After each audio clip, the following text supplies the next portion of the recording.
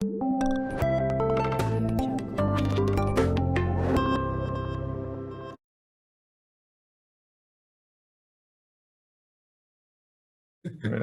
Hasta Pues luego. nada, pasamos con John ahora. Bueno, el tema ahora de Bitcoin está a tope. Una de las primeras preguntas que, que probablemente tienes es cómo de rentable a día de hoy es minar Bitcoin, ¿no? Que es ahora con la subida de precio, pues yo creo que es algo interesante.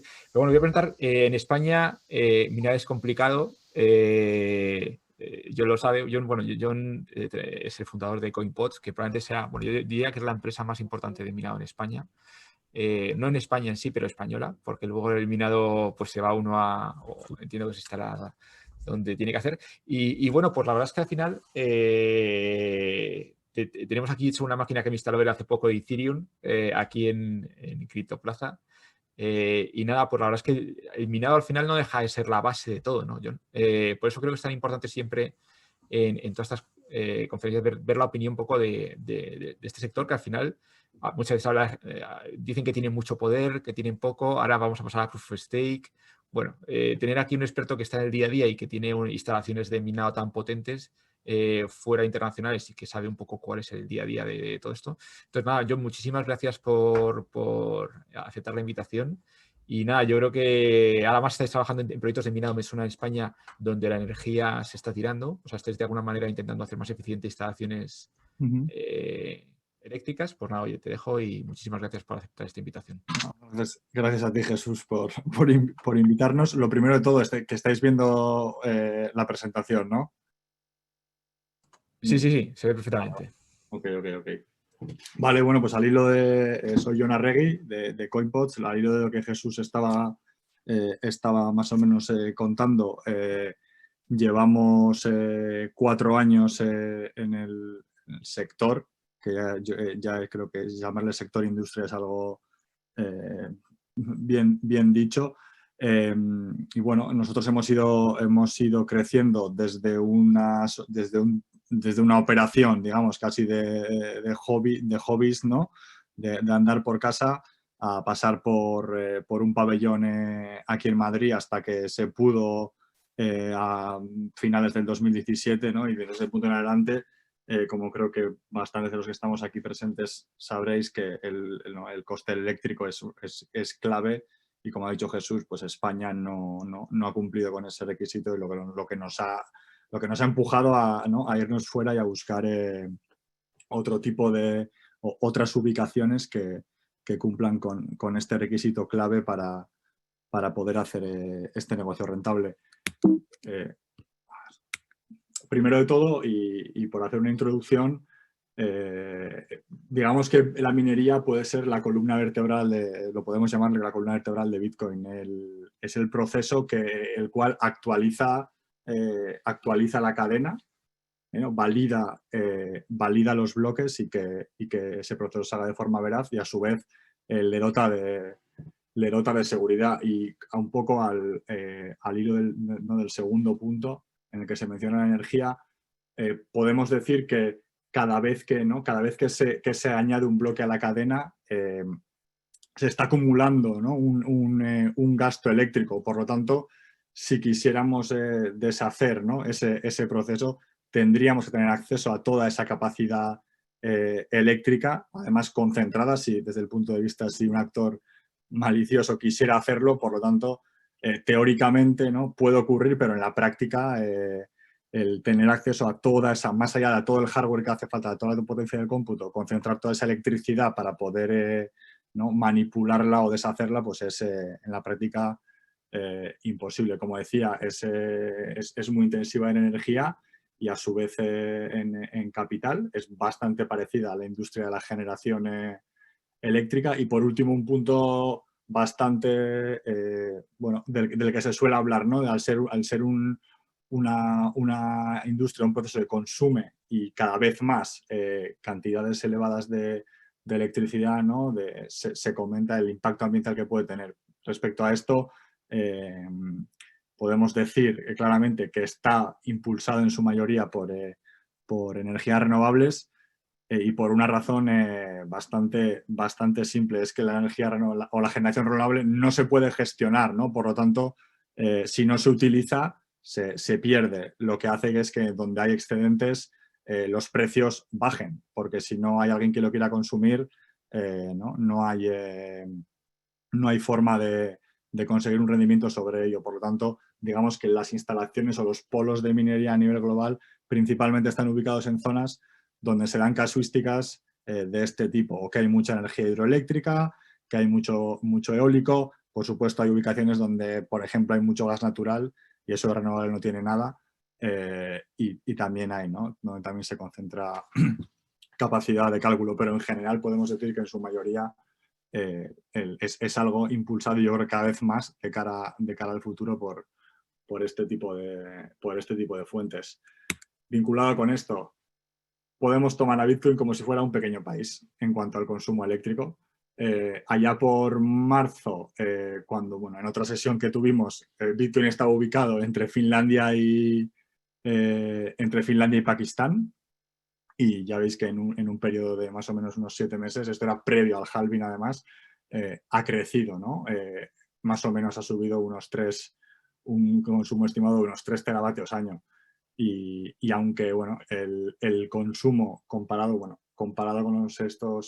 estos focos va a seguir creciendo, desde mi punto de vista, va a llegar un momento en el que esa curva se estabilice, ¿no? O sea, no va a ser un proceso, digamos, exponencial en el cual nos plantemos en un consumo desmesurado en los próximos 5 o 6 años, ¿no? Y en cuanto al consumo, pues podemos estar hablando ahora mismo que si el estimado que podéis ver debajo, en España estaríamos hablando de 2.5 veces más, ¿no? de ese consumo. Por lo tanto, no creo yo que lleguemos a consumir a través de Bitcoin lo que, por ejemplo, como comparativa, se podría estar consumiendo en España. Y al hilo de esto, ¿no? La distribución es otro de los puntos, ¿no? que siempre se ha discutido en torno a la minería, la concentración de ese hashing power. Este mapa da una visión de dónde hay instalaciones ubicadas. Al fin y al cabo, casuísticas de energía barata, incluso gratis, hay por todo el mundo. Podéis ver como en África hay puntos, incluso puntos sueltos. Pero principalmente la mayor concentración ha ocurrido históricamente y sigue ocurriendo en China, ¿no? Es verdad que hay una tendencia a que esa centralización, por llamarlo de alguna manera, tienda a disminuir. Hace 4 años podíamos estar hablando de un 70% de concentración en ciertas regiones de China. Y como podéis ver ahora, en el gráfico que tenemos abajo a la derecha, podemos estar ya llegando en torno a un 50%, ¿no? Y es un proceso que, al igual que la generación de energía es algo distribuido, que ocurre a lo largo de todo el planeta, con la minería va a seguir pasando algo similar. Es verdad que en China, y en parte por tener acceso al hardware que se utiliza para esta actividad, por tenerlo muy cerca, los productores siempre van a tener una ventaja. Creo que, bueno, con el paso del tiempo es algo que poco a poco va a continuar ¿no? distribuyéndose a distintas regiones donde lo permite, incluso a regiones donde igual a nivel gubernamental se promueva, como ha empezado a ocurrir en algunos sitios, no meramente por intereses económicos, sino por necesidades, ¿no? Que puedan tener los países. Al fin y al cabo es una forma de convertir un recurso natural en una moneda de cambio, por llamarlo de alguna manera. Por ejemplo, para importar bienes a un país que está sancionado. Y para corroborar, ¿no? De forma ¿no? de que esto realmente está respaldado por energías renovables, ¿no? Y es un fenómeno curioso, y podréis decir, ¿por qué tiene que ver un fenómeno migratorio? Que os enseño el hash rate. Ocurre que en la gran mayoría de los mineros en China están ubicados en regiones donde abunda la energía hidroeléctrica en la época de lluvias, más o menos de mayo hasta ahora. en esa época ese excedente de energía, de agua, ¿no? O se vierte o se utiliza de alguna forma, ¿no? Que se consuma en el mismo punto de generación. Por lo tanto, ¿no? La minería es el match perfecto para este tipo de situaciones en las que si no se consume, se pierde y no se ingresa nada, ¿no? Tampoco desde el punto de la generación. Por lo tanto, ¿qué pasa? Que cuando acaba esa temporada de lluvias hay una migración física de todos esos equipos. Pasan, digamos, de regiones del suroeste de China a regiones del norte, noreste, noroeste, y pasan a estar, es verdad, durante varios meses impulsados principalmente por gas y carbón, ¿no? Entonces sí que ocurre que al final podemos decir incluso que Bitcoin está influenciado, o la minería de Bitcoin está influenciada por el clima, ¿no? Por los fenómenos climáticos. Y esto es, en el momento en el que ocurre esa migración, cómo podemos ver una bajada tan fuerte que ocurre durante más o menos 2 semanas, ha sido hace poco, ahora está ocurriendo la recuperación de este cambio, y creo que es un fenómeno bastante curioso para explicar, ¿no? La vinculación que tiene tanto a la generación renovable y a lo que comentaba al principio de esos excesos y también ¿no? a situaciones climáticas, porque en un futuro habrá otras ubicaciones a nivel global, como puede ser Latinoamérica, donde en algunos países hay muchísima capacidad hidroeléctrica y esta situación será al contrario en otros meses, ¿no? Ahora mismo estaríamos entrando en esa época de lluvias, por lo tanto, se generan esas oportunidades de arbitraje del mercado eléctrico a nivel global. Y para entender, bueno, no, la minería, ¿no? ¿Cuál es el negocio, ¿no? de la minería? Basándonos en esas oportunidades ¿no? de arbitraje eléctrico, de costes bajos, al fin y al cabo, el minero lo que está haciendo es generar esta, por llamarlo de alguna manera, materia prima a un descuento sobre mercado. Esto es un ejemplo de lo que sería a las condiciones de mercado actuales, con un precio eléctrico, incluso que podríamos estar consiguiéndolo en España, cogiendo equipos de última generación. Ahora mismo estaríamos produciendo, lo podéis ver arriba a la derecha, estaríamos produciendo el Bitcoin a $5.500. Por lo tanto, actualmente tendríamos un beneficio, ¿no? O un margen sobre lo que el mercado está pagando por cada Bitcoin de casi 13.300 dólares, ¿no? Que no es poco. Está claro que este escenario de márgenes tan amplios de cara al futuro, y ahora en la siguiente, ¿no? En la siguiente diapositiva lo vamos a ver, no es algo que se mantiene constante. Generalmente esto va a ser algo ¿no? que con el tiempo tienda a descender. Y bueno, podéis ver, no sé si se puede leer, pero ahora mismo el break-even, el precio eléctrico de break-even, estaríamos hablando de casi 20 céntimos de dólar, ¿no? O sea, ahora mismo con estos equipos y con 10 céntimos de dólar por kilovatio hora podrías estar teniendo un beneficio ¿no? sobre tu gasto eléctrico. Otra cosa es que a largo plazo consigas amortizar la inversión inicial que has hecho en los equipos. Y al hilo de lo que, ¿no? de lo que os comentaba, al igual que lo que puede ser el mercado o el negocio de la generación de electricidad, esto es una industria es marginalista. Cuanto más capacidad de cálculo, de cómputo, ¿no? Tú mismo cuando entras a participar estás reduciendo, ¿no?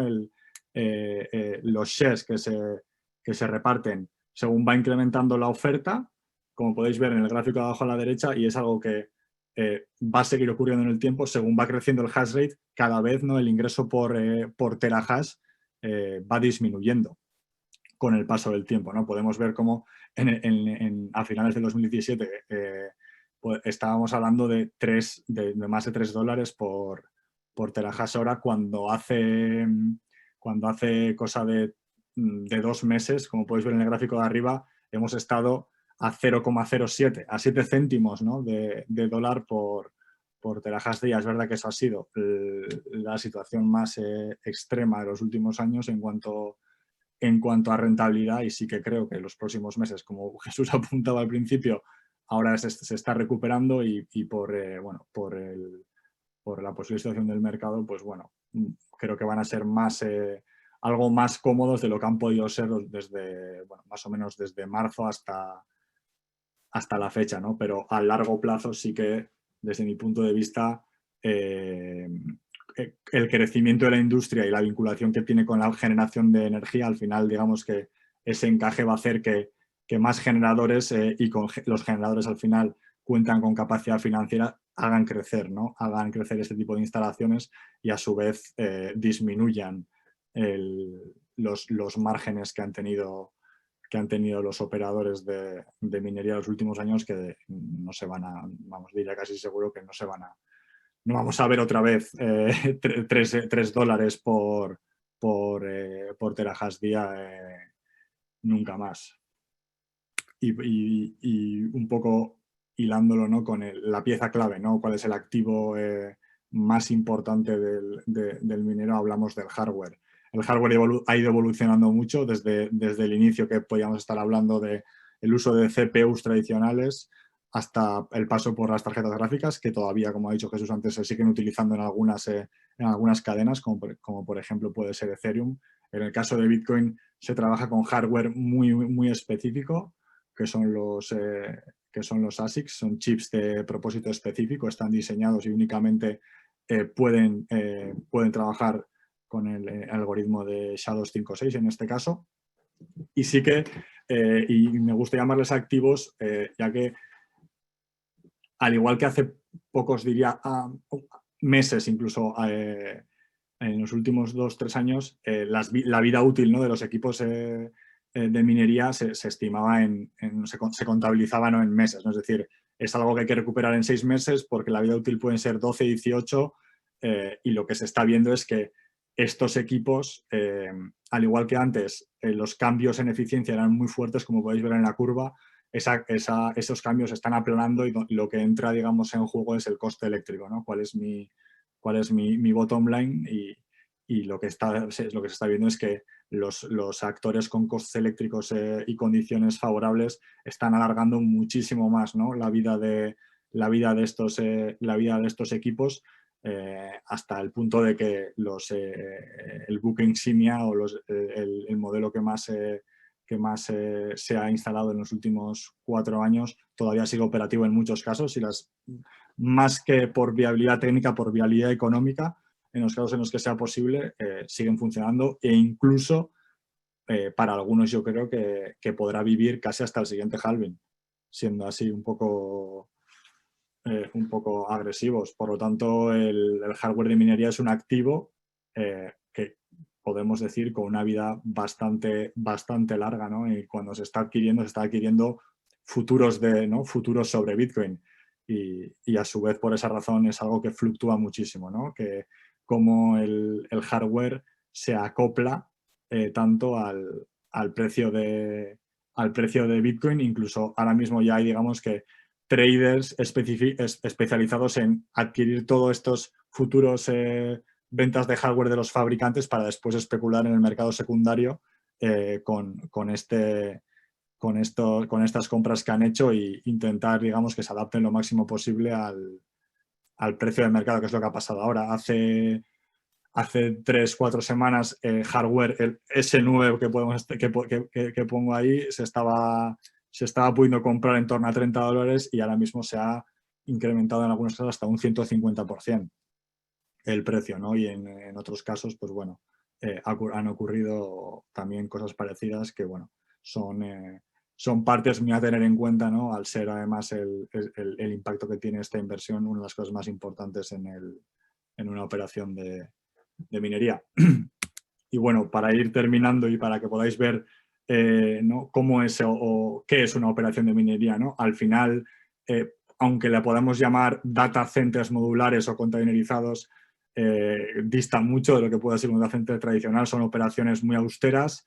En los equipos pueden trabajar en condiciones bastante extremas, entre 40 y menos 20 grados, podríamos decir. Por lo tanto, como podéis ver, las instalaciones se suelen hacer tanto en formato de nave industrial, ¿no?, como en formato de containers marítimos adaptados para esta actividad. Y en este caso concreto que estáis viendo, es una estructura muy simple. Se trata de los paneles marrones que estáis viendo, es celulosa la cual se humedece y con el mismo flujo de aire, ¿no?, que generan los equipos con sus ventiladores, el aire pasa y se enfría, ¿no? Es un sistema bastante rudimentario y de ahí podremos saltar a casos en los que las altas temperaturas no sean necesarias y donde incluso es necesario no expulsar ese aire caliente en algunas situaciones para poder ¿no?, recircularlo internamente y que la temperatura se mantenga dentro de unos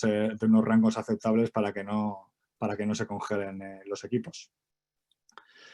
Y por último, bueno, sí que mencionar, ¿no?, hacia dónde estamos yendo. Se está viendo un acercamiento entre el sector de la energía y esta actividad, ¿no? Y hay bueno, por mencionar unos casos que ha ocurrido, en el caso de Atlas es un holding que tiene varias plantas, varios ciclos combinados en Estados Unidos y lo que han hecho ha sido diversificar, ¿no? Ya que el precio del gas está muy bajo y por lo tanto el precio al que ellos pueden vender la energía también, han generado dos líneas para ellos de ingresos. Por un lado, lo que es la venta de energía, de electricidad a la red y por otro lado, han instalado en un ciclo de 100 megavatios, 15 megavatios de minería, generando dos ventas, ¿no? Dos líneas de ingreso que son independientes y al final digamos que por un lado vendes electricidad a un precio de dólares por megavatio y por otro lado también vendes electricidad a otro precio, ¿no?, de dólares por megavatio, en este caso uno al mercado eléctrico, en otro caso al mercado de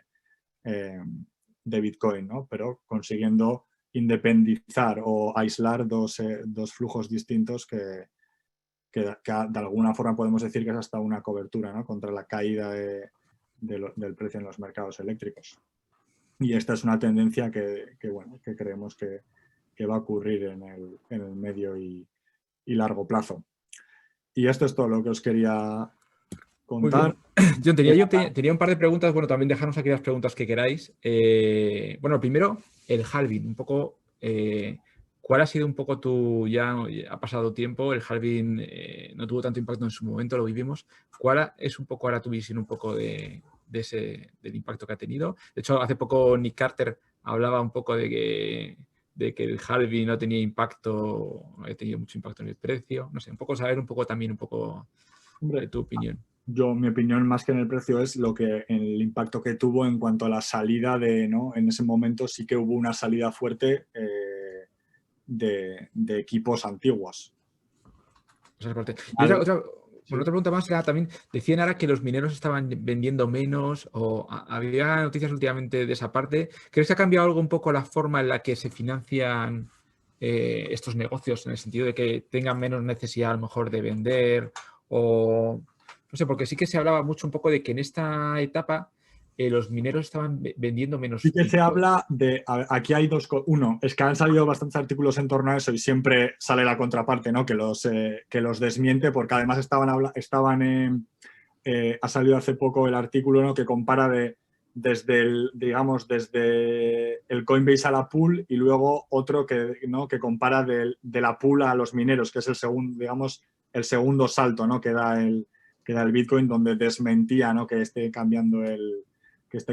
haya cambiado de una forma considerable. Sí es verdad que hay otros artículos donde se habla que durante la época de lluvias en China, como desciende muchísimo el coste eléctrico de ese grueso tan grande del hash rate, tienen necesidad de vender menos Bitcoin, que además son los chinos los que más especulan o hacen este tipo de operaciones de forma agresiva, ¿no? O sea, en vez de vender, ponerlo como colateral para poder apalancarse y pagar con el coste operativo y acumular el máximo Bitcoin posible, que tiene la contrapartida que si hay un crash, pues te salta todo por los aires, como ocurrió en marzo.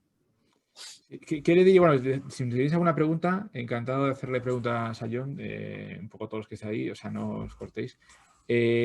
Si alguien quisiera, de alguna manera, bueno, entiendo que aquí en España, creo que el sector en general eléctrico, pues por temas reputacionales en general, le cuesta de alguna manera posicionarse como en este tipo de negocio. Creo que, como decías, en otros países ya sé que se está haciendo. Ahí tú, bueno, aparte también yo creo que hay, tú que eres además del País Vasco, hay mucha industria ahí también de placas. O sea, ¿cómo ves España en la minería? ¿Qué papel puede jugar? Y si en algún momento crees que alguna empresa grande se posicionará Yo creo que, a ver, depende de... Aquí hay... depende de cómo evolucione. Ahora mismo hay una proyección muy grande de instalación de energía renovable. Ha habido con todo, por la situación económica, digamos, global de tipos de interés, hay mucho dinero que está yendo a energías renovables con la perspectiva de que eso es algo garantizado y que te va a dar un interés de un X% fijo. Por lo tanto, hay una perspectiva de instalación de miles de millones en energías renovables. Si ocurre eso, si ocurre un 20% de eso, va a darse una situación muy distinta del mercado eléctrico en España del que hay a día de hoy, ¿no? Y ahí puede surgir una oportunidad a medio plazo. A corto plazo es muy complicado porque más allá del precio del mercado, el cual podemos decir en España que está bastante controlado por algunos grandes participantes, los generadores normalmente tienen incentivos más allá del precio del mercado, que son retribuciones fijas por parte de los reguladores, ¿no? Entonces, a eso complica a día de hoy cualquier tipo de operación con cierta escala. Entonces, bueno, aquí tenemos una pregunta, pero esa la voy a hacer ahora, pero también, bueno, viene a colación también de ahora viene Alejandro, porque habla de los pools como un olipolio. No sé si dicen que sí es peligroso. Bueno, eso es lo bueno que tendremos ahí a justo. Javier, tenemos ahora en breve a Alejandro para contestar sus preguntas. Bueno, no sé si quieres contestar algo también de esto. Mi respuesta es que no. O sea, el minero tiene capacidad de cambiar toda su capacidad de cálculo de un sitio a otro en un segundo, en un clic. Entonces, yo creo que además Alejandro es una cosa que le he solido leer a él, ¿no? Que ese riesgo, ¿no? El coste de oportunidad del minero de cambiarse es cero, por lo tanto, no hay... desde mi punto de vista ahí no hay ningún riesgo. Yo diría una pregunta también. Si una empresa ahora mismo, ¿por qué? Por ejemplo, una empresa que tenga... hablábamos a veces del ejemplo de empresas de hoteleras que a lo mejor tienen en temporada baja instalaciones, o que están utilizando instalaciones para tener toda la electricidad, pero que a lo mejor durante una época... O sea, ¿tú dónde crees que ahora mismo está la ventaja competitiva de la minería? Bueno, desde luego, para el que quiere comprar bitcoins, entiendo que ¿con qué descuento crees que compra el bitcoin? Esa sería la primera pregunta. Y la segunda es, ¿cómo puede utilizar minería para competitivamente una empresa en general? Entiendo que... ¿Con qué descuento? Depende de cuál sea tu coste eléctrico y cuál sea tu hardware. Es lo que os he enseñado. Lo voy para arriba otra vez aquí. Espera un segundo. O sea, ahora mismo... Sí. O sea, estamos aquí, pues ahora mismo con el hardware con el último hardware estás comprando Bitcoin a 5.500. ¿Esto es normal que se mantenga? O sea, en media sería esto, entiendo. ¿Cuál creías que sería la media de compra con un equipo durante 2 años que dure la máquina? Decirte algo así a bote pronto me lo estaría inventando. Pero más o menos tú, ¿en qué expectativas te mueves de compra de Bitcoin durante 2 años con una máquina?